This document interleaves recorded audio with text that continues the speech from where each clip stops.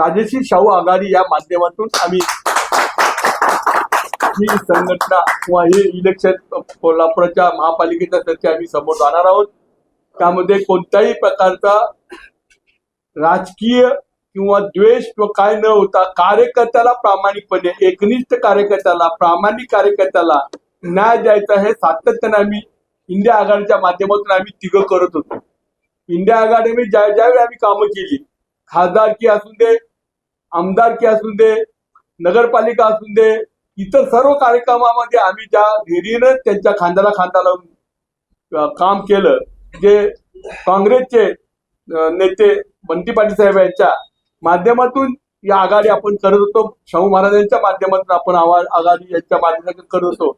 परंतु ज्या पद्धतीनं महापालिकेच्या इलेक्शन मध्ये आणि थोडस नगरपालिकेच्या इलेक्शन मध्ये ज्या पद्धतीने एकाधारशाही चालू केली, मी म्हणेल ते पूर्व अशा पद्धतीनं जे राजकारण करायला चालू केलं, त्याचा अनुभव आपण आपल्याला आमदारकीच्या वेळी पण आला।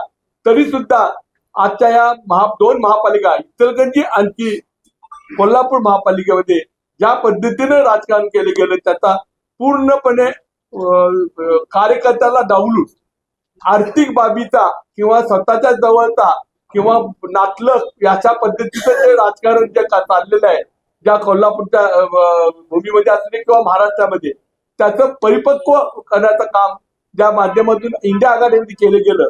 म्हणून आम्ही ज्या निर्णय घेतला या तीन पक्षाच्या कार्यकर्त्यांनी, आणि हे सगळे कार्यकर्ते नवीन कार्यकर्ते आहेत, कोणत्याही प्रकारचे राजकीय कुठल्याही प्रकारचं डाग नसलेले कार्यकर्ते आहेत, अशा कार्यकर्त्यांच्या माध्यमातून आम्ही तुमच्या समोर सगळ्यांच्या समोर जात आहे।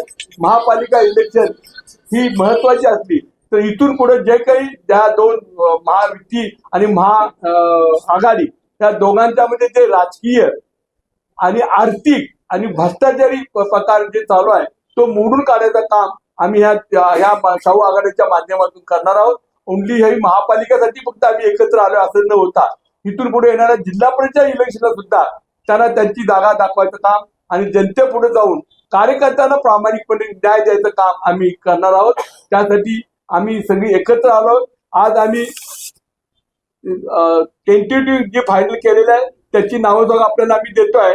तर जनामध्ये 25 हे राष्ट्रवादी काँग्रेस, 25 आम आदमी पार्टी आणि वंचित बहुजन समाज व इतर काही असले तर ते 31 अशा प्रकारे आम्ही 81 मतदारसंघाची आम्ही विभागणी केलेली आहे।